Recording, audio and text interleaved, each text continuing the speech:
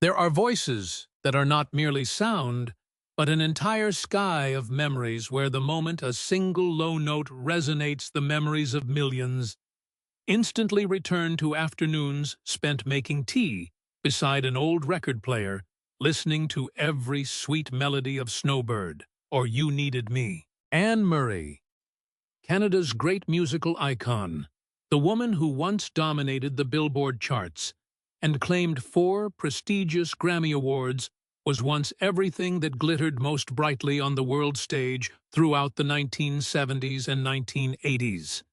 Then one day, at the very height of her brilliance, she quietly turned her back, walked away, and let it all go. That sudden disappearance left behind a vast emptiness and countless speculations for more than a decade. Now, as time has quietly passed, and the world has gradually forgotten the name that once made history, people are only now beginning to search in astonishment for the answer. Where is that once beloved Snowbird today? Far removed from the red carpet spotlight, absent from the media and social networks. Anne Murray, now in her late 70s, has hidden herself away in a world completely detached from public life. And the moment anyone witnesses the reality of her life, behind that veil of secrecy today, those who once loved her voice will inevitably fall silent and draw a deep breath. To fully understand why Anne Murray's departure left such an immense void and etched an everlasting sense of nostalgia into the hearts of the public, we must travel back in time to the late 1960s and early 1970s. It was a period when the global music industry was undergoing dramatic transformation, an era of explosion noise and constant upheaval. And it was in the midst of that passionate musical landscape that a physical education teacher with a gentle smile, carrying within her the honest spirit of the poor mining town of Spring Hill in Nova Scotia, Canada, accidentally stepped into the Temple of the Arts and changed music history forever. When the melody of Snowbird first aired on radio waves in 1970, it was not simply another successful single entering the market. It was a gentle undercurrent carrying extraordinary emotional power, flowing across every geographical and cultural boundary. Before that moment, the American music market, the world's largest entertainment center, had been a closed fortress notoriously unforgiving towards foreign artists, especially singers from neighboring Canada. Yet, through a kind of magic that seemed impossible to explain, Snowbird shattered that barrier. The song rose above thousands of others to become the first single by a Canadian female artist to earn gold certification in the United States, bringing Anne Murray into the spotlight and opening countless doors for an entire generation of fellow Canadian talents who would later reach the world stage, from Celine Dion and Shania Twain to Sarah McLachlan. Yet if Snowbird was the doorway that opened the legend, then You Needed Me, released in 1978, was the moment Anne Murray truly ascended to an everlasting throne. At that time, the music world was completely dominated by the energetic, relentless, and passionate wave of disco. Every nightclub and every radio station seemed consumed by pounding drum beats and dazzling laser lights. Amid that musical landscape overflowing with spectacle, Anne Murray chose to step forward through absolute simplicity. She sang a modest ballad without complex electronic instrumentation and without relentless rhythms.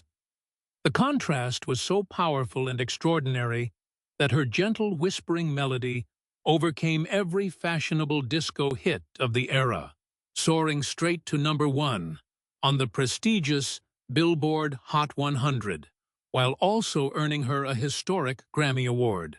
What made Anne Murray truly unique was never the more than 55 million records she sold, nor the dozens of glittering gold-plated awards filling her shelves. Her true power lay in a priceless gift from nature, a warm, smooth, and profoundly deep alto voice, like velvet silk, embracing the listener's soul on a freezing winter night.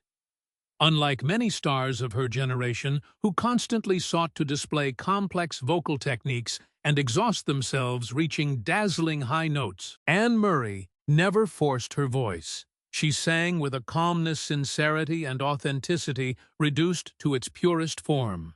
That voice did not exist to reign supreme over a stage, but to accompany lonely journeys along endless roads, to whisper softly in warm weekend kitchens, and to become a soothing remedy for countless hearts overwhelmed by heartbreak or despair. The emotional bond between Anne Murray and her fans never resembled the relationship between admirers and a glamorous idol perched atop a Hollywood ivory tower, but rather the affection shared between lifelong friends reunited after years apart. Throughout decades spent at the summit of fame, she never allowed herself to be swept into storms of controversy, publicity stunts, or sensational media attention. Amid dazzling lights and endless temptations, Anne Murray remained the gentle daughter of Nova Scotia's coastline, quiet, thoughtful, and compassionate. She became the most vivid and convincing proof of an enduring artistic philosophy that the true pinnacle of music lies not in noise or technical display, but in its ability to reach the deepest and most vulnerable corners of the human heart. Looking at such a remarkable career, with achievements that any artist would long for, people often assume that a legend leaves the stage only when health no longer permits it, or when the spotlight has completely faded. But Anne Murray was different. Her decision to step away was not a surrender to time, but a deliberate, peaceful choice, filled with the pride of a soul that had fully experienced both the triumphs and the storms of life. In 2008, while that warm alto voice still retained its maturity, smoothness, and emotional power, just as it had in the beginning, Anne Murray officially announced her farewell concert series, the Coast to Coast Tour. The news struck millions of fans around the world like a bolt from the blue. The press devoted endless columns to searching for hidden reasons behind the decision, while audiences stood bewildered, overwhelmed by an indescribable sense of loss. Yet behind those tear-filled performances and uninterrupted standing ovations, people saw only a gently smiling Anne Murray. She did not cry, nor did she offer lengthy explanations. She simply closed the brightest chapter of her life with a calmness that seemed almost extraordinary. To reach that difficult decision, Anne Murray had spent years quietly battling exhaustion of both body and spirit. Behind the glamorous stage costumes and behind the radiant smile that accompanied her Grammy victories were decades spent living in unfamiliar hotel rooms and enduring endless flights from one city to another. She had lived a life that belonged to the public for far too long, a life in which every breath, every glance, and even the most private sorrows could be scrutinized beneath the glare of media attention. The price of fame has never been cheap, and for a woman who always valued family privacy and the simple authenticity of ordinary life, as deeply as Anne Murray did, that price sometimes became more than she could bear. She came to the painful realization that throughout her youth spent navigating the vast ocean of the music world she had missed. Countless peaceful moments with her loved ones, missed the autumns turning golden in her native Nova Scotia, and sacrificed her personal freedom to meet the expectations of millions. The modern music industry, with its suffocating intensity and relentless cycle of replacement, had begun to feel like an invisible burden upon her shoulders. She did not want to find herself squeezing out the final drops of emotion on stage, merely to sustain her existence, nor did she want music, the purest love of her life, to become a weary obligation. "I have done everything I wanted to do. I have gone where I wanted to go, sung the songs I wanted to sing, and received more love than I ever dared dream of. Now it is time for me to live for myself." That simple yet profound statement from Anne Murray became the final answer to every question. She chose to stop, while her image in the eyes of her audience remained at its most complete and beautiful. There were no prolonged farewells, no desperate attempts to cling to the spotlight. Anne Murray quietly stepped down from the throne, packed her belongings, and returned to where it had all begun. She left her fans with timeless recordings and kept for herself the right to live an ordinary, free, and peaceful life before the evening of life descended. When a world-famous star decides to withdraw from public life, people often imagine one of two scenarios: either a luxurious existence in extravagant Hollywood mansions enjoying a vast fortune, or a lonely tragedy quietly buried by time. Yet in Anne Murray's case, the reality of her life today leaves anyone who witnesses it momentarily speechless with surprise. That surprise does not come from anything sensational or extravagant, but from a simplicity so remarkable, a pure and peaceful way of living that few legends have ever achieved. Far from red carpets and the noise of major cities such as Toronto or Los Angeles, Anne Murray made a decision that was entirely true to her heart: to return to her homeland of Nova Scotia, the picturesque coastal region of eastern Canada. She chose to spend the later years of her life in a modest home, resting quietly beside the ocean's gentle waves. There are no imposing security gates surrounding a grand estate, no entourage of attendants, and no collection of expensive supercars in the driveway. Her home is filled with natural sunlight, the salty scent of sea air, and the green hues of surrounding foliage. It is a place where the sound of the ocean replaces thunderous applause and birdsong. Outside the window takes the place of elaborate musical arrangements. Now in her late 70s, she is no longer an international music icon, but simply a coastal woman living peacefully amid the vastness of nature. The daily routine of the legendary singer now revolves around life's simplest pleasures. Her greatest passion, and the secret to maintaining both her physical vitality and mental sharpness, is golf. On the windswept golf courses of Nova Scotia, it is not unusual to see a tall woman with a radiant face and a gentle smile strolling comfortably and taking each shot with her own steady precision. When she is not on the golf course, Anne Murray devotes her time to tending the flower garden outside her home, carefully pruning branches, reading favorite books, beside a warm cup of tea, or preparing simple meals with her own hands. Above all, however, the greatest gift retirement has brought her is precious time with her family. After decades spent away from her children because of endless tours, she can now fully embrace her role as a mother and grandmother, gathering with her children, William and Dawn, and her grandchildren, listening to everyday stories without the interruptions of a demanding schedule. What surprises and moves many people most when discussing Anne Murray's life today is her attitude towards music. Many assumed that someone who devoted an entire lifetime to singing could never live without it, that she would continue humming melodies every day in private. Yet the reality is quite the opposite. Anne Murray hardly sings anymore. She does not record, does not practice her voice, and rarely even hums a tune while cooking or in the privacy of her own home. When asked about this, her calm response gives people pause for thought. Anne Murray does not reject or resent her past. She simply chooses not to sing because she wishes to preserve the most beautiful memory of her voice at its peak. She understands the passage of time, understands that every voice changes with the years, and she chooses to honor hers by allowing it to rest within the sanctuary of memory shared by millions of admirers. She does not force herself to cling to notes that belong to another time, because in her eyes she has already poured every deepest and most beautiful emotion she possessed into the world.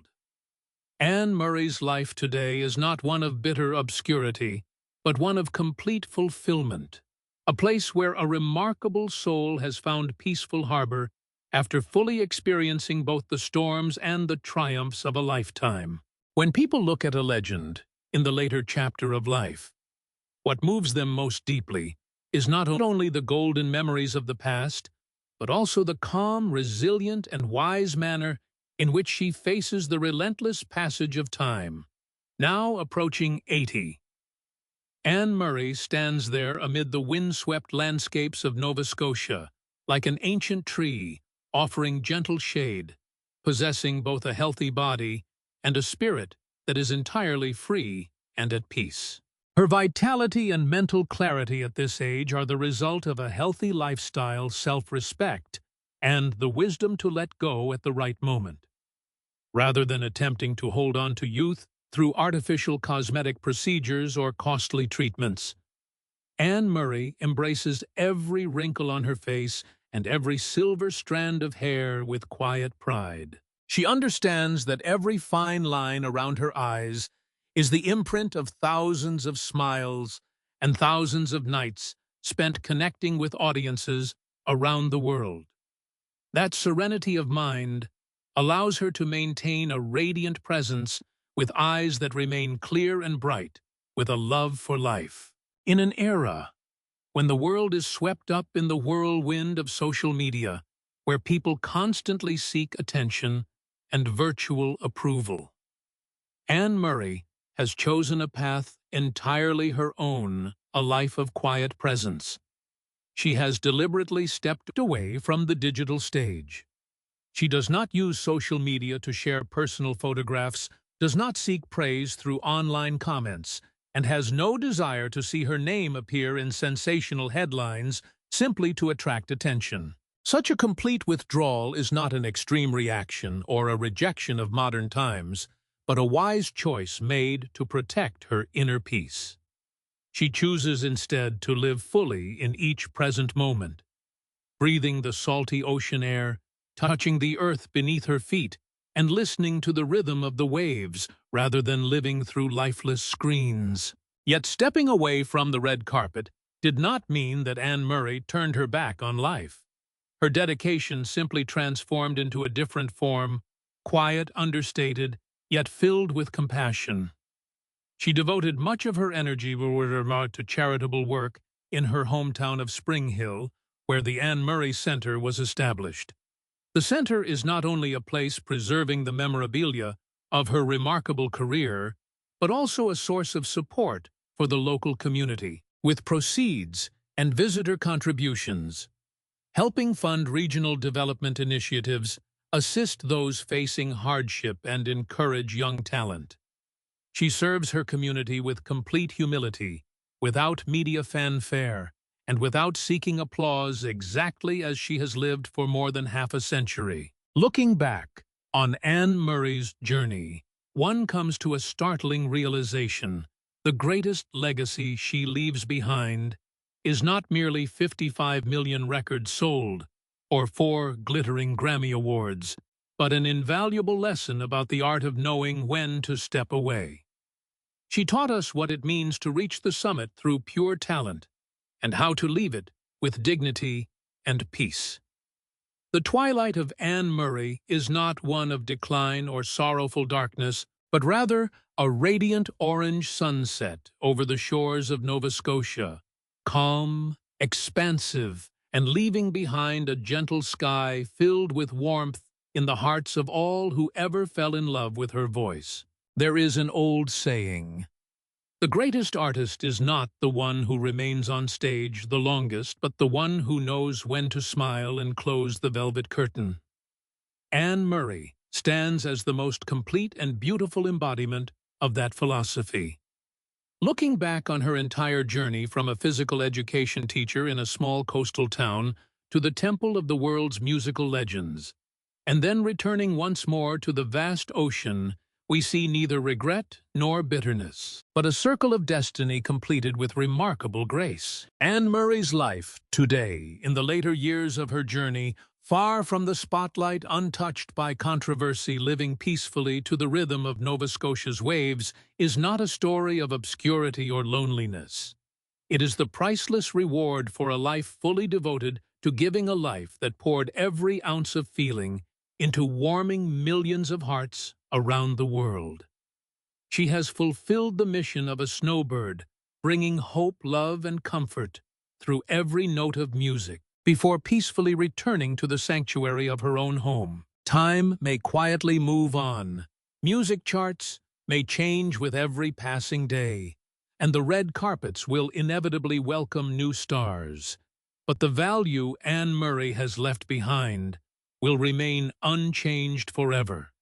That warm and sincere alto voice has become an irreplaceable part of an era's memory, deeply engraved in the hearts of generations of music lovers. When we pause and realize that Anne Murray is living peacefully and happily by the shores of her beloved homeland, those of us who once found ourselves moved by the melodies of You Needed Me or Snowbird need not feel sadness or regret.